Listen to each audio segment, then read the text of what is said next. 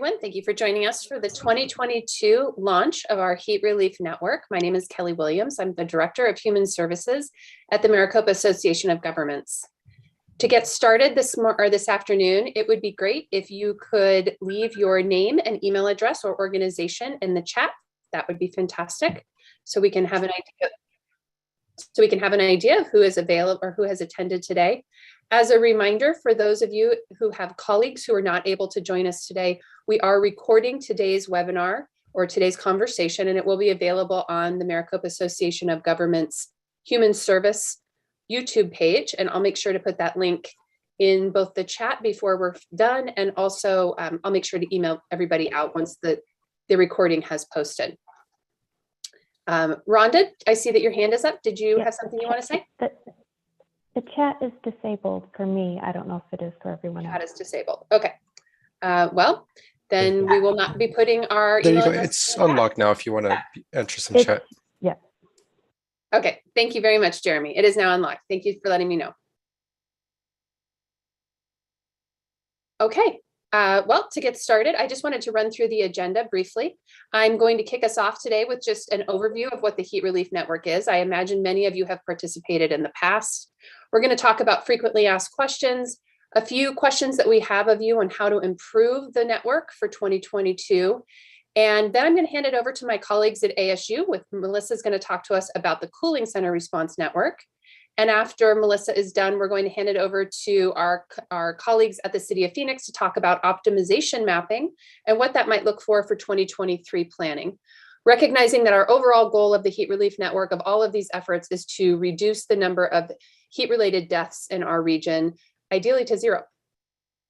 So with that said, again, I thank you for joining us today, and I'm going to stop sharing this screen and open up my PowerPoint presentation. So give me just a moment, please.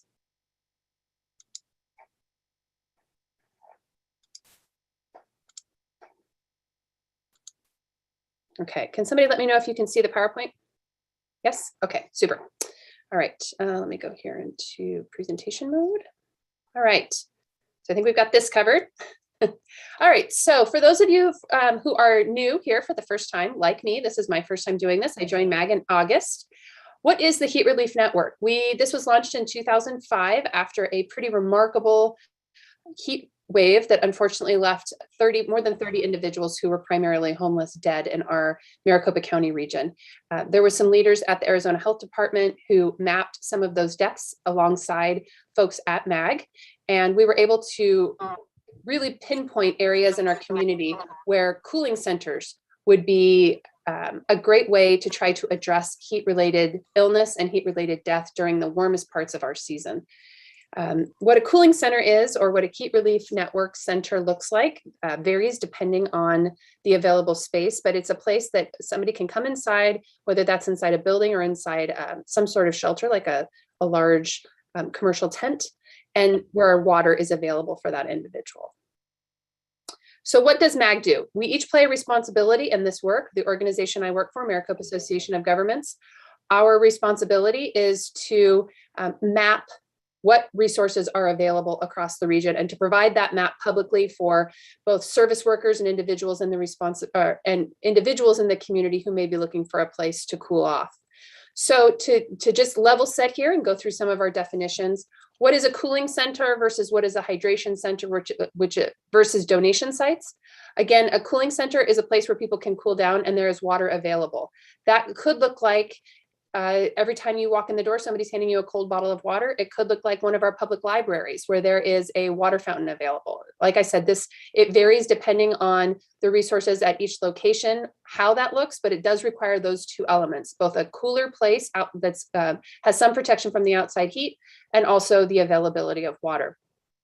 A hydration station, which are also listed on our maps, only offer that bottled water. So you may see these if you're driving through downtown Phoenix and you see one of those pop-up tents and you see folks with coolers of water, and they're handing out coolers of water to people who are either living on the streets or walking by, or sometimes construction workers, whoever it might be, who might need something cold to drink.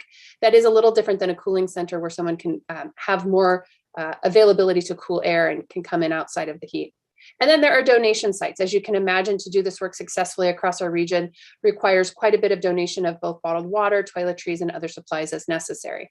We coordinate on our end the mapping of these 3 specific types of locations for the heat relief network. And we're going to talk about how we gather that data next. So what is our goal?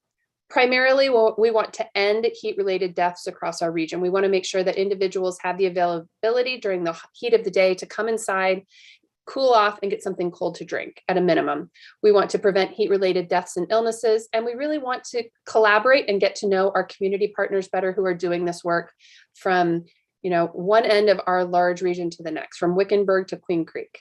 We also want to provide assistance to individuals who may need help with heat relief. So it could be, again, it could be homeless individuals. I know in my area of town, we have a pretty considerable senior population. A lot of those folks are on a fixed income and they can't afford to run their AC all day during the summertime. So they use our libraries and community centers to really get out of the heat in the summer. And thankfully, our city offers those as cooling centers during the warm months of the year. So how can you become a partner? For those of you who have not participated in this in the past, MAG offers, we have a heat relief website where we have quite a few resources available to both individuals and also providers across the region, including access to the logo that you'll see in the upper right-hand corner. If you want to use that logo, you are welcome to do so, to print signs, to put it in your church newsletter, whatever that may look like for you. You are welcome to it. You can download that on the website. But most importantly for right now, what we have on our website is the availability to have a submission form to create your application to the network for 2022. Again, the application is free, etc. The application is not up quite yet. We wanted to walk through what we're looking for this year. And we wanted to talk a little bit about how the application is going to look differently this year from last year. We will send out another email through the same listserv to let you know when the application is up so you can submit it.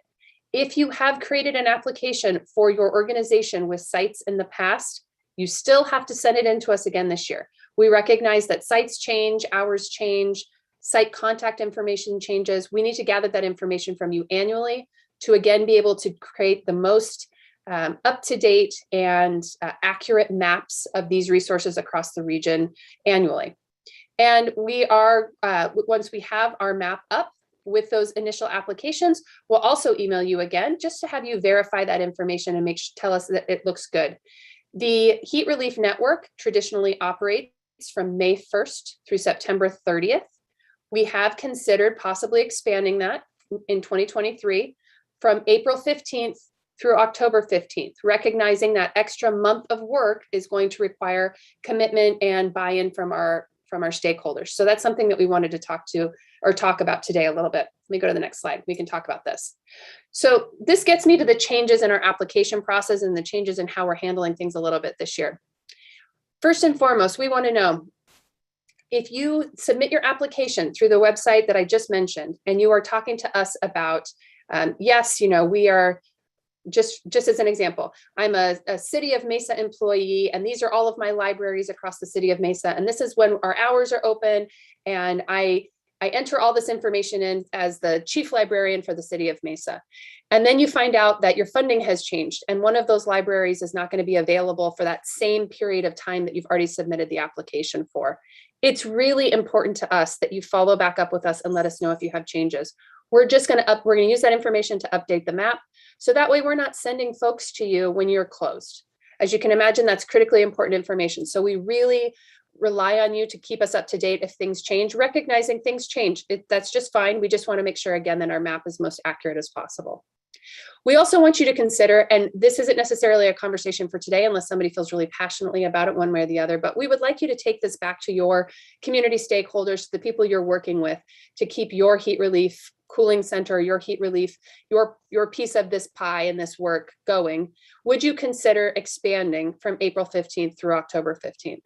Do you have the volunteer hours? Do you have the availability to do so? Recognizing that our 100+ days per year are increasing annually, and we are definitely going to have 100-degree days after that September 30th cutoff. And for former partners, again, you can feel free to use this email address that is listed here on the slide if you want to answer these questions, or you can raise your hand and I'll call upon you, whatever you find most convenient. We have a heat relief partner directory. We've published that annually. It is only available to members of the heat relief. It is not public facing, so you don't have to worry about your information being out and about. We want to know, is that partner directory useful? Is it something that, have you ever used it to connect with other colleagues who are doing this work? Is it in some way worth our time to produce and to keep up on the website? And we are going to be sending a newsletter to all of you at least twice a month during the 2022 season via the same email chain or the same email listserv we used to let you know about today's meeting. So if there's information that you think would be helpful to include in that newsletter, let's say you're hosting a special event at one of your cooling centers, or there's some other information that you would like shared, you are more than welcome to, again, email me at my email address there, kwilliams@azmag.gov, and we'll make sure to get that information out to the network. Rhonda, I see that your hand is up. Go ahead. I'm so sorry. I never took it down. I apologize. Oh, okay, no problem.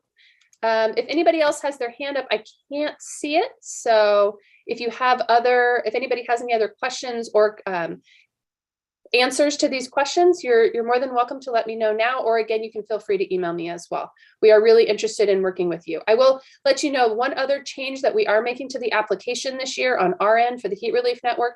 We're not just going to ask you for an organizational contact. So again, let me go back to my library example. If I'm the head librarian for a city and I'm registering our application so all of our libraries can be considered heat relief stations, I'm going to put my name down as the lead contact for the organization. But then each site also needs to have their own contact, because we want to be able to go back to those sites and check in periodically and double check that the hours and the address and everything submitted is still correct. So again, we can make sure that our map is as accurate as possible for these individuals. Does anybody have any questions before we move on? Next slide. No? Not hearing anything. Hi, this is Jim Baker from St. Vincent. I do have a quick question with the application. If we have multiple locations, does that require a separate application, or can we just add all those locations to one specific application? Hi, thank you. That's a great question. It is one application for the organization, and then you can add multiple locations to that application. Perfect. Thank you. You're very welcome. Okay, I'm going to move on. Melissa? But I want to address the organizations that have multiple locations. We're really looking this year to make sure that there's a contact at each site, because we've had issues where we're trying to get to a specific site and there's one person in headquarters that's managing it. So yes, you would be in charge of submitting for all of your locations, but you need to have a direct contact who is available at the sites.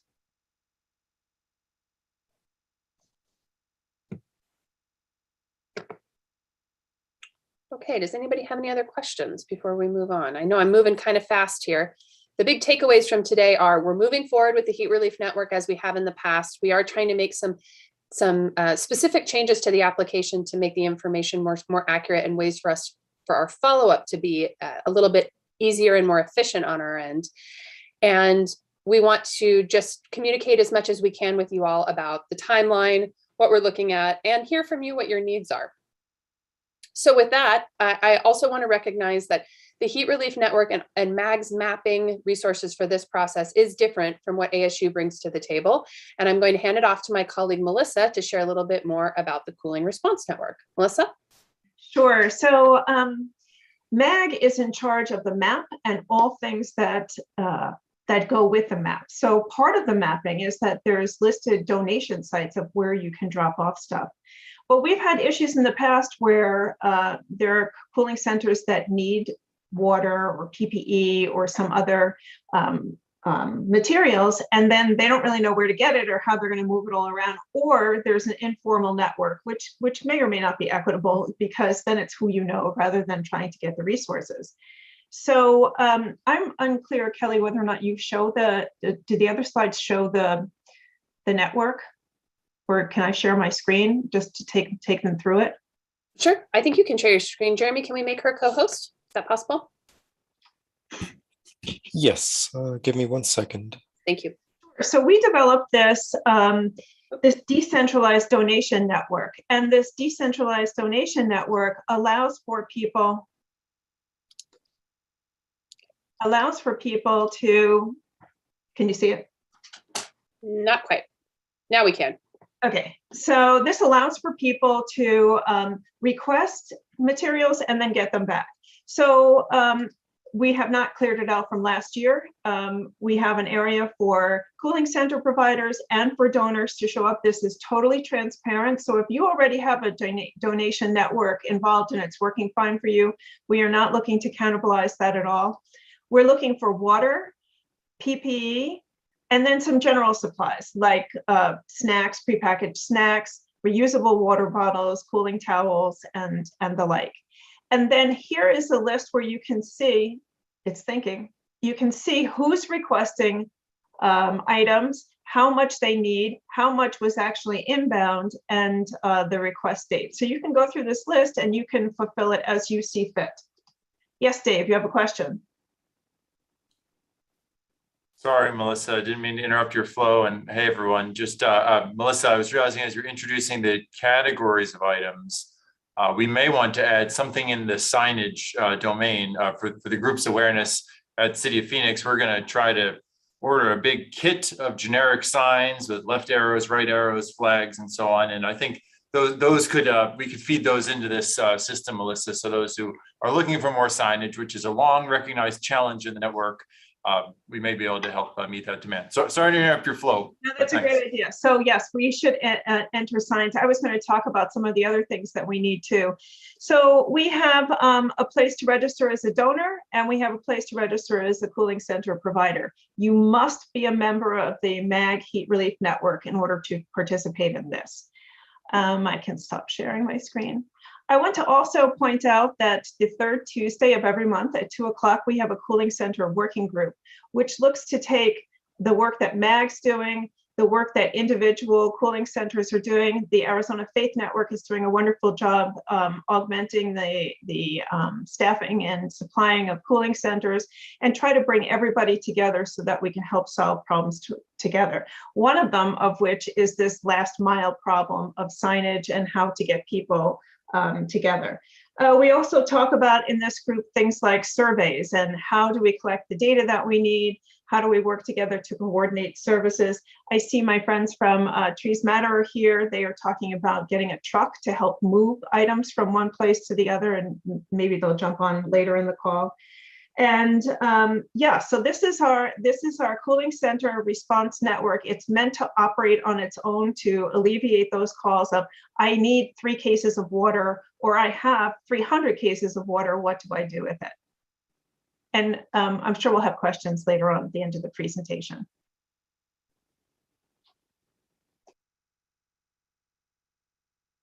Looks like Katie has her hand up. Katie? Yeah, I just wanted to ask a question real quick while we're on the subject so that I don't forget. I'm with the Phoenix Rescue Mission, and we have ministry partners, which are pretty much just other organizations that want to receive water from us. Would we use that cooling center response network to facilitate that? Or once they fit, because we have a form also that they would need to fill out to become kind of like a partner with us. Would they need to request and us fulfill each time they come to pick up then? In order to become a participant in this, you must be a cooling center. So I'm unclear if your coordinating organizations are cooling centers, but if you want to request these items as your cooling center outreach, you are certainly welcome to do so. We would be more on the giving side. So we would be able to provide them, but we're not a cooling center. Yes, this is then you would register as a donor. Okay, perfect. Thank you. You're welcome. Which we are very thankful for, Katie, to be very clear. Thank you, thank you, thank you. Okay. Yeah, not a problem. We have weekly pickups for everybody. So Love it. Fantastic. I'll work on that on the network side of it. Okay, great. Thank you. All right, I'm going to go back to sharing my screen. Dave, are you ready to jump in to talk about the optimization mapping? Let me. Yeah, absolutely. Yeah, thanks so much, Kelly, and great to see everyone. Dave Hondula from City of Phoenix and ASU, and just so excited to see such a large turnout today. Kelly, thanks to you and Mag for stewardship of this operation, and for anyone who's new to the group. I mean, the work that you all and we all do gets a lot of national and international eyeballs. The state health department, for example, is one of just a limited number of states across the country that participates in a special climate and health resilience program with funding from the CDC. And telling the story of what happens with the heat relief network here is a really central part of that program. And the state health department colleagues and others are always showing off what's happening here and the tremendous impact. And just an honor to be part of that. At the City of Phoenix is absolutely a central part of our heat response planning. We have a new heat response plan coming out next week. And not only are we going to talk about our participation in the Heat Relief Network, but some of the volunteer programs that exist solely to ensure that people are aware of the Heat Relief Network. So it's, again, just so much gravity around heat resilience that the network creates. As part of this partnership with the health departments and universities, my teammate Lance Watkins is on the line. He's really responsible for the hard work here. We've been thinking for the past couple of years about how to guide our collective efforts for trying to bring new facilities into the network. We all could imagine, for example, if we had 100 different cooling center locations in Maricopa County, there would be a spatially optimal way to situate those 100 points that meets demand. Now, what we mean by demand for cooling centers is a fuzzy concept, and which buildings actually can be cooling centers is also a fuzzy concept, and we're playing around with some different ideas. But what we're looking at on this map in particular is the green dots are showing us the cooling centers that were in the network last year, of which there were 95.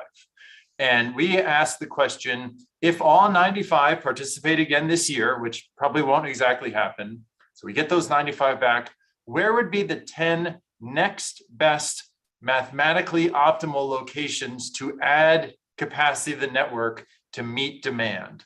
And those are what the purple stars are.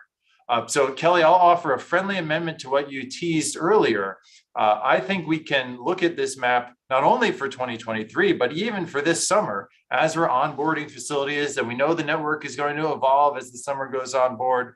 If anyone participating has collaborators, friends, uncles, whoever it might be, who operate a building that could serve as a cooling center somewhere in the vicinity of these purple stars, those are priority locations according to the algorithm that runs this spatial optimization. We're going to keep running this optimization algorithm as more information comes online. Mag is providing some new data to help us really represent demand. And as we see how the network is shaping up for this year. So Kelly, perhaps we can include these maps, at least in the early part of the season, as part of those bi-weekly updates. So we can all be thinking about, oh, I do know someone in that area. I saw a question from Reverend Katie about cross streets. Yes, absolutely. We can provide cross streets and more detailed maps. Just wanted to have an initial concept. This is by no means the final or perfect product, but yes, it's great to hear that that type of information would be available. And we'll send that along to Kelly if she's happy to include this information in the bi-weekly updates. So thanks for thinking about these purple stars, which will move as we continue updating the information available. But thanks for thinking about them and helping refer others to participate in the network to ensure we can do the best we can to meet demand. Thanks so much, Kelly. Absolutely, thank you. And yes, we would be happy to send out these maps along with the cross streets and any other information that you guys would like to provide. I think this is where the work makes my nerdy side so happy, because it's like, how can we use this information for good? How can we use all of these data points to try to figure out how to do this work more efficiently? So it's great. Thank you very much, Dave and Lance. We appreciate you at City of Phoenix. All right, let me see if I can forward my, all right. Final slide, just to put out a couple of reminders there. Again, here is our MAG Heat Relief website. I will send out an email again to the listserv letting you know when the application is ready. It should be ready early April. My contact information is there. If you have any questions about the network, please feel free to give me a call or shoot me an email. This is my first time doing this, so I'm learning right along with you, but I will be more than happy to track down the answer if I don't know. And we also have social media available. Again, if you are interested in using the Heat Relief logo, that's on the website available for you to download along with some additional resources. We will be updating the website with more information, including the 2021 heat-related deaths. The current graph only goes through 2020, but we are working with County Health to get those finalized numbers to be able to post them.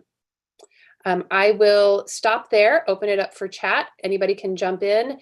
And again, we just really thank you. We recognize how critically important this public health work is across our region. And we know it's not fun. It's sweaty and hot and oftentimes very taxing, but we sincerely appreciate you and your organization's efforts to help us keep people safe this summer. And with that, I'll open up the floor. Sarah Stadler. Hi, thanks.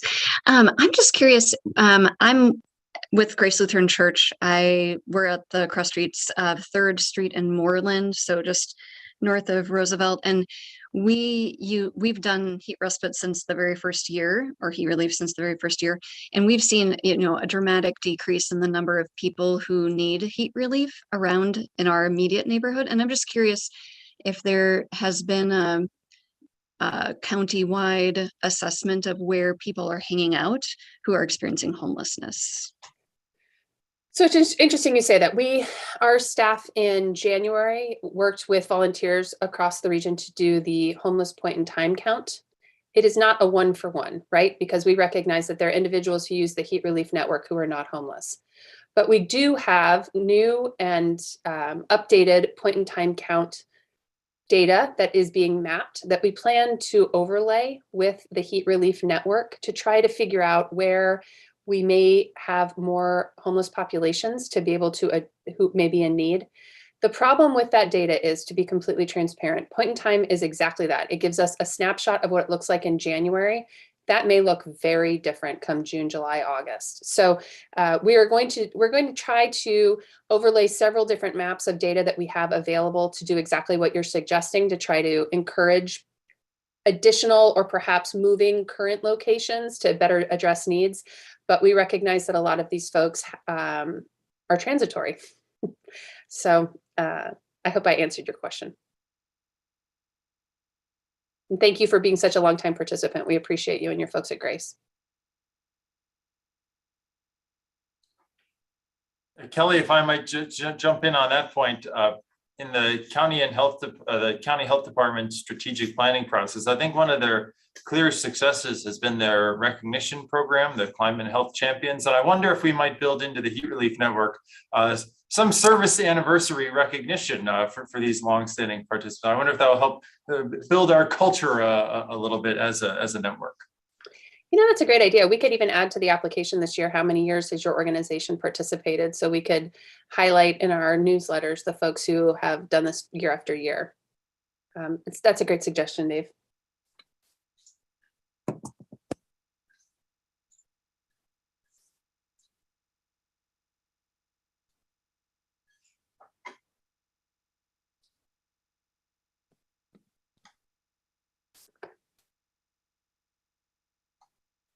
Does anybody else have any other questions? I do want to pose a couple other newsletter / conversation starters I would like to have with you over the emails this summer.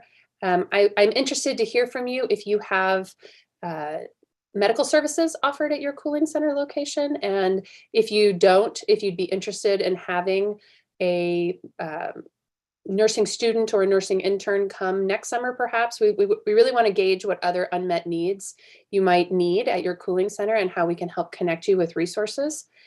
So other ideas are you providing snacks to individuals? And if you're not, would you be interested in having a food bank drop off snack food to distribute at your cooling center? And some other resources like that, just to, again, to try to identify the needs of the folks that you're working with, not to in any way ask you to do more, or have to spend more of your organization's more money, we would like to be able to connect you with resources that are already available in the community.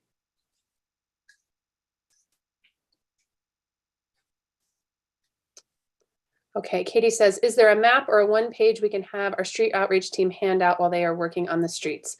I am going to ask Nicole Funicello, are you on this call today? Yes, I'm here. Can you speak to that question about the map or one pager? In the past, we've had maps, but since we've had so much growth in the network, we couldn't easily produce one map that showed everything. So we have instead the past 2 years done a dynamic directory on our website, which anyone can go to once we're up and running May 1st to download. You can export in a PDF or Excel spreadsheet. You can filter by city, and you can filter by heat relief type, and those could be handed out by anyone. So it's just kind of up to you to print those out, and then they can be handed out. So it's not a map, but it has the city and the address and what type of heat relief it is. But we will have a mobile-friendly mapping application up and running May 1st. Great, thank you very much. Rich, I see your hand up. Give me just 1 second real fast. I want to answer a couple of these questions in the chat and then I will come to you. Joey Taylor, is anyone delivering water to homebound or limited senior citizens? I do not know. I know that Meals on Wheels does quite a bit of food delivery, so I'm not sure if they're also delivering water. Does anybody else on the call know the answer to this question?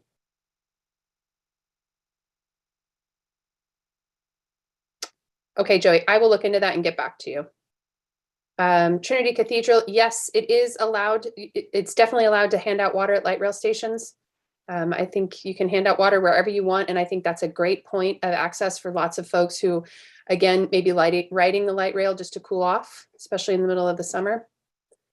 Joanna, the map is not live yet because we have not opened up the applications to be able to pinpoint all of the locations on the map, but the map will be live in May. And again, we will send an email when the application goes out and is available to you all. And then again, when the information from those applications has been populated on the map that Nicole was just discussing. I'm almost there, Rich. Hold on. Hang in there with me for just a second. Naloxone supplies. Yeah, I think that's a great idea. We could definitely talk about connecting cooling centers who are interested with sonoran prevention works to try to get naloxone supplies and naloxone education out into the greater community. Okay, Rich, the floor is yours. Awesome, thanks. Hi, Rich Bill, Maricopa County Emergency Management. Early in the presentation, you stated that PPE, personal protective equipment, was a need. Is that an example or is that an actual need? Melissa, can you speak to that? Yes, so this cooling center response network was live last year, and there was certainly a need for it. I understand the Phoenix Toolbank had a ton of, and I think that John is on this call as well, had a ton of extra PPE, and depending upon what the city regulations are or the suggestions at cooling centers, it would be advantageous to have PPE available, both for people who are staffing it and also the people who are coming in if they so desire it. Okay, Melissa, would you be the point of contact for me to reach out and Sure. see what you need? Okay, thanks. Thank you. Joanna asked if the map would be available in Spanish as well. We have discussed adding some basic Spanish translation information to the key, assuming that the map is fairly universal in its language. So possibly is the answer there. I would like to just add for the Spanish translations, in a lot of our other work, we have found that having the simple Google Translate button on your browser would alleviate any sort of having two different maps.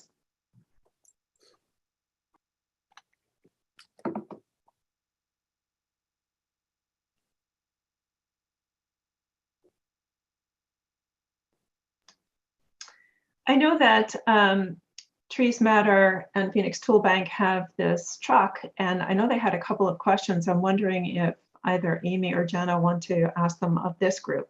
And these are people who are potential cooling center operators. Hi, Melissa. Thanks. Yeah. So, hi, everyone. I'm Jana Smith. I'm with the Phoenix Toolbank.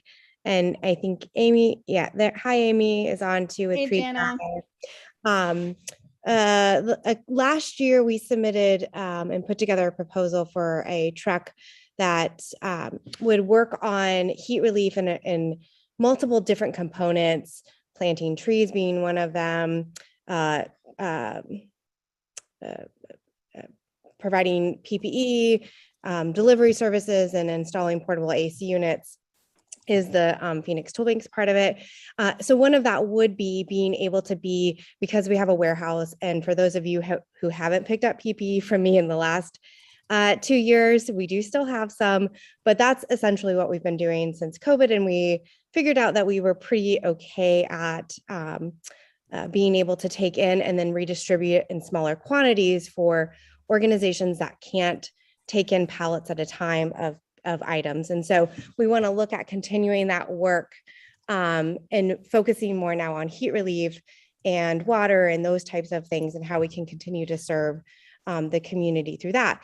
So we were really recently received a truck, a 16-foot truck with a lift gate. And so part of what we would be doing would be delivering supplies, potentially storing supplies if bought in bulk opportunities or bulk donations, and we could deliver those.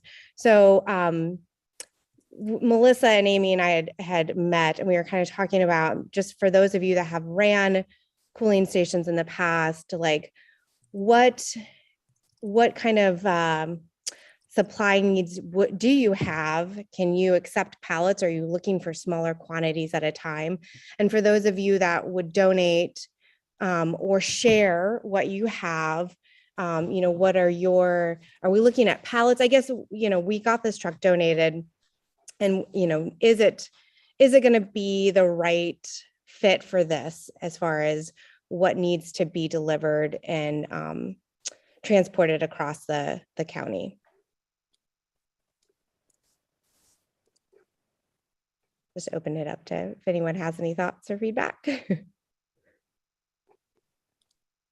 Well, to piggyback on that, like there's also big corporate donors that want to donate a bunch of water bottles, but maybe that's not something that needs to go to one cooling center only. So, and Jana also has at the Toolbank coolers. An ice machine was another thing we were thinking of getting, tents. So for the hydration stations, those sorts of things. Those aren't being used as much in the summer, right? So there's a lot of resources that can be stored or already being stored but not utilized in the summer.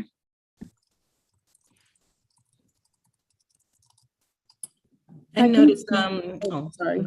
Go ahead. Depending on the cooling center, how busy the traffic was there. I know First Church, we would go through pallets. So we did have some pallets of water. And because they had a high number of individuals utilizing the facility, we did go through a lot of them, but we would reach out to our sister churches or facilities and also get supplies from them. So we shared a lot amongst ourselves. So it wasn't unheard of for you to accept pallets at a time of water? No. Okay. No, we had pallets. Okay.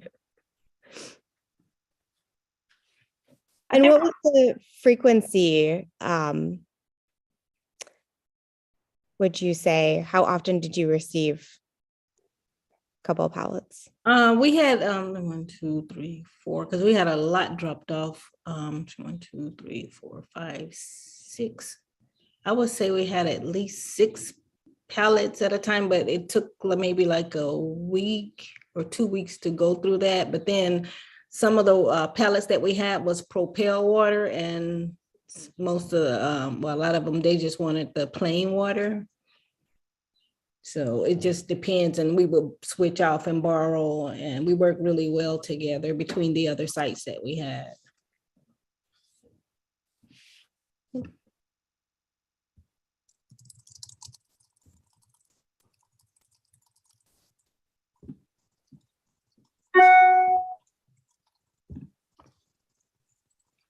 Anyone else?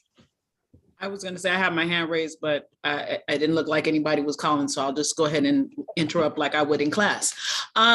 Anyways, so my name is Annette. I'm new to this. I'm CEO of Lifeology. We run a unaccompanied minor shelter in Levine. However, we partner with one of the churches in the churches, as well as a group home agency that has 17 foster homes. We were getting pallets of water on a weekly basis.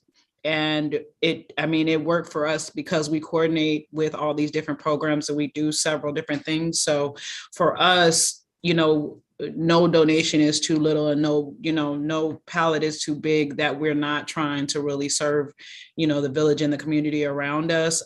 Plus we also now we're given a storage space. So we also have room for other donations as well because of that. So I think it's just really a matter of what it is, finding room. And then, because we have a good communication with all our other collaborative partners, it's just, okay, we received this is what we have.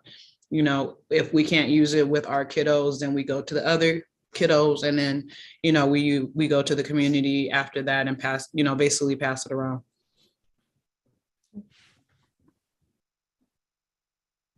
Thank you. I guess I have my hand raised as well. I'll just jump in. I'm with the city of Chandler. My name's Rory.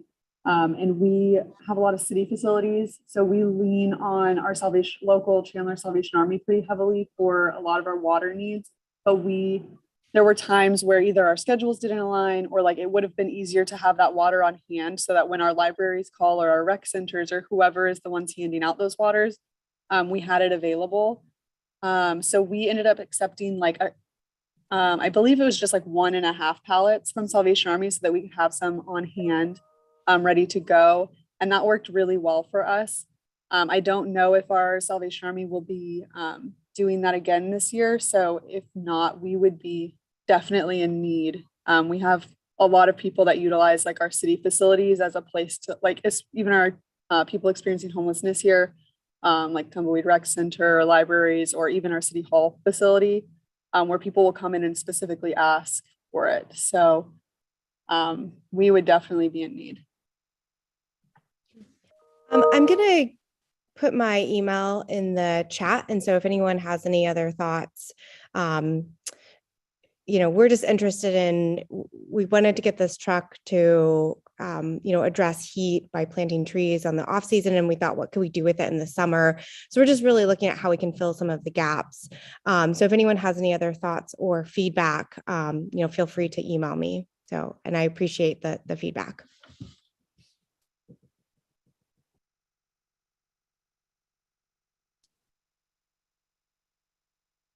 All right, everybody. Well, I just want to encourage you that while MAG may be organizing the map and getting everybody on these calls, this network is really about all of us. And so I would encourage you to email me if you have other questions. I can help connect you with other people on the call. We can include your organization if you have additional supplies or needs in the newsletter, and we can just try to really facilitate communication across the network to, again, reduce heat-related deaths this summer. And I can't, again, say it enough, but my sincerest of thanks to you, to your volunteers, to your donors, to all the people in your organization who help make this a possibility. We are exceptionally thankful for you and the work you're doing for our community. Does anybody have any final questions or remarks before we close up for today? I do. I did hear you mention the nursing students, and Reverend Katie and I with AFN, we were discussing that, or the nursing students. We were in a discussion with that because I used to find facilities for the nursing students to utilize for the clinical, and that's what we were discussing. So how far are you in with that? I am in that I've had a discussion with Reverend Katie about it. I'm still waiting for a call back from GCU and then Arizona College of Nursing. I'm waiting for 2 callbacks and email responses. Yeah, I probably should be very clear that I'm not promising anything. I'm gauging interest. Okay. I feel like it makes more sense to figure out what the need is and then go track down the resource to meet the need. Okay.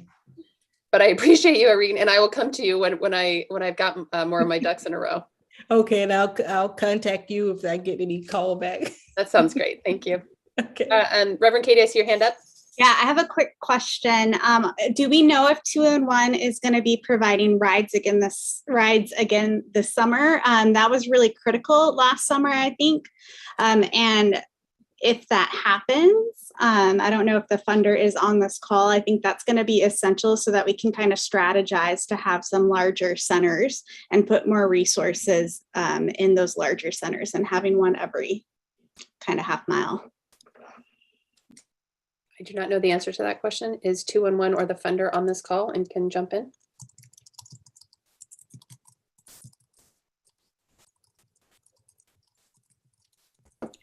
Hi, I'm sorry. I'm here from Solari and 211. What was that question again?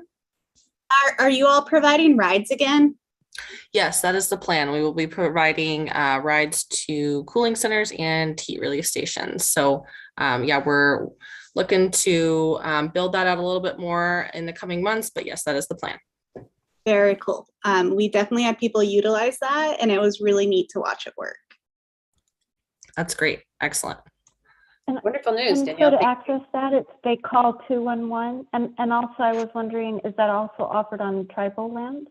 Because those look like if we get a center there, it's very in a large space. Yes, so yes, they would call 211 to access those rides, and we'll be releasing more information about that in the coming months. We actually have a separate transportation department, so we have a transportation hotline that they can call directly, or they can get there through 211. It's whatever's easiest for the caller, and then the service will be offered. So this is a partnership that we have with Lyft. So it also has to fall within Lyft service areas. So it's kind of dependent on where they are able to get drivers. Danielle, when that's ready to go, can we communicate so we can send it out through the newsletter as well? Yes, absolutely. Super. Thank you. And I think that's really important to denote the difference between tribal lands and non-tribal lands for transportation and other services. So thank you for bringing that up, Rhonda.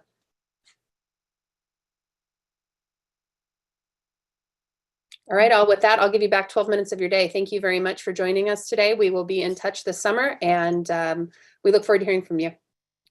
Take care. Thank you, Kelly. Good job. Thank you. Thank you. Bye-bye, everybody. Great group.